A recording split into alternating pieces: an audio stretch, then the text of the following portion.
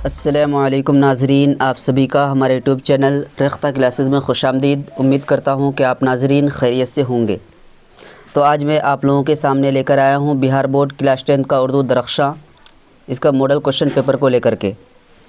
Set 1 complete हो चुका है। आप लोग अगर नहीं देखे हैं तो प्ले लिस्ट में जाकर के ज़रूर देखें। तो आज हम लोग करेंगे सेट 2 सॉल्व, 1 से लेकर 25 तक के सवालात। तो चलिए शुरुआत करते हैं और देखते हैं सवाल नंबर 1 से। तो पहला सवाल है कि आलमी हिद्दत के मज़मून निगार कौन हैं।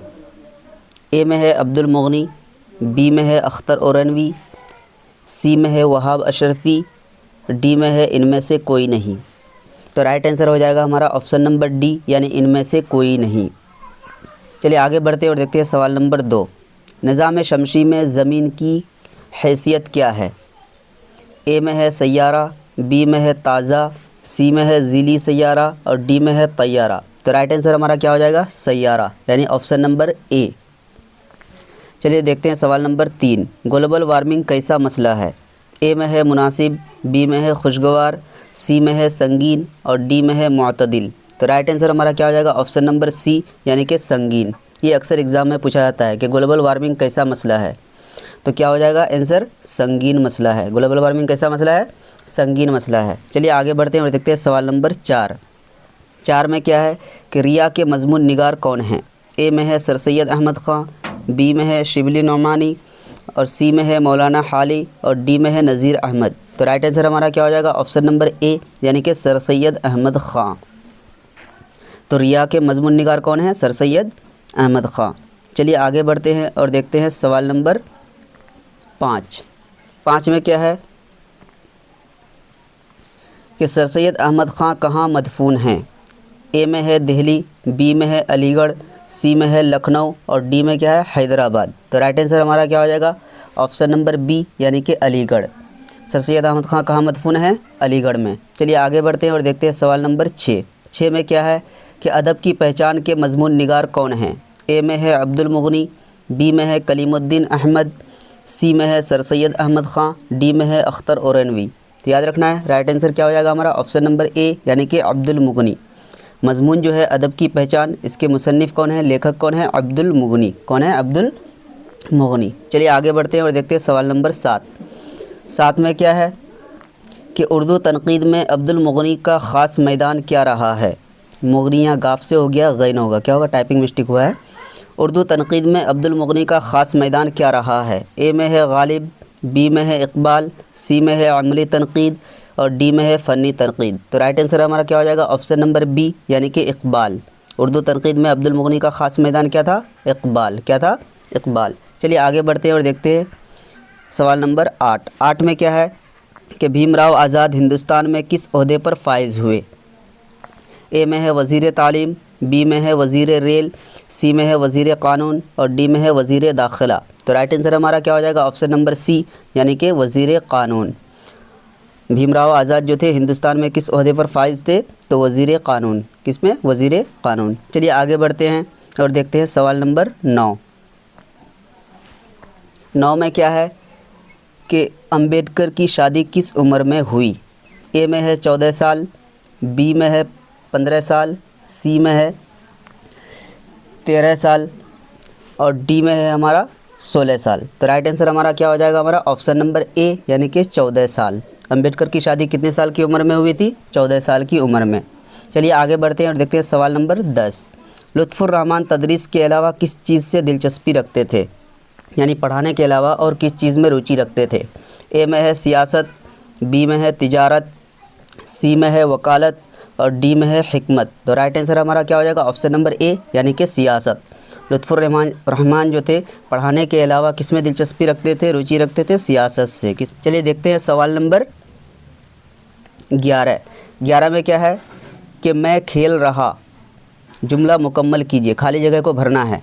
ए में है, बी में है हैं, सी में है हूँ और डी में है हो।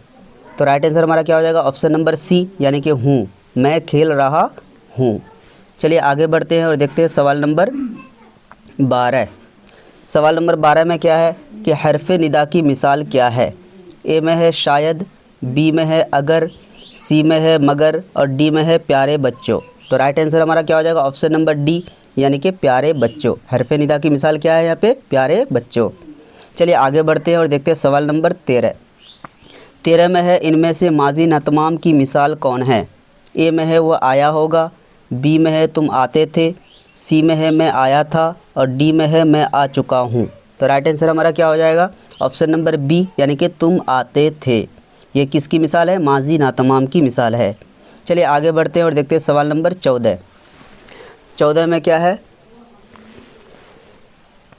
जुल्म की ज़िद क्या होगी? ए में है आदिल, बी में है अदल, सी में है अदालत और डी में है अदलिया। तो राइट आंसर हमारा क्या हो जाएगा? ऑप्शन नंबर बी यानी कि अदल। जुल्म की ज़िद क्या है? अदल है। जुल्म की ज़िद क्या है? अदल। चलिए आगे बढ़ते हैं और देखते हैं सवाल नंबर 15। जमा मुतकल्लिम की मिसाल क्या है? ए में है मैं, बी में है हम लोग और सी में क्या है? तुम और डी में क्या है? तुम लोग। तो राइट आंसर हमारा क्या हो जाएगा? ऑप्शन नंबर बी यानी कि हम लोग। जमा मुतकल्लिम की मिसाल क्या हो गया? हम लोग। जमा वाहिद रहता तो सिर्फ हम रहता है। चलिए आगे बढ़ते हैं और देखते हैं सवाल नंबर 16 में क्या है? गुलाब का फूल किसकी मिसाल है? गुलाब का फूल किसकी मिसाल है? तो ए में है सिफत, बी में है मौसूफ, सी में है इजाफ़त और डी में है मुनादा। तो राइट आंसर हमारा क्या हो जाएगा? ऑप्शन नंबर सी यानी कि इजाफ़त। क्या होगा? इजाफ़त। गुलाब का फूल किसकी मिसाल है? तो इजाफ़त की मिसाल है। सवाल नंबर 13।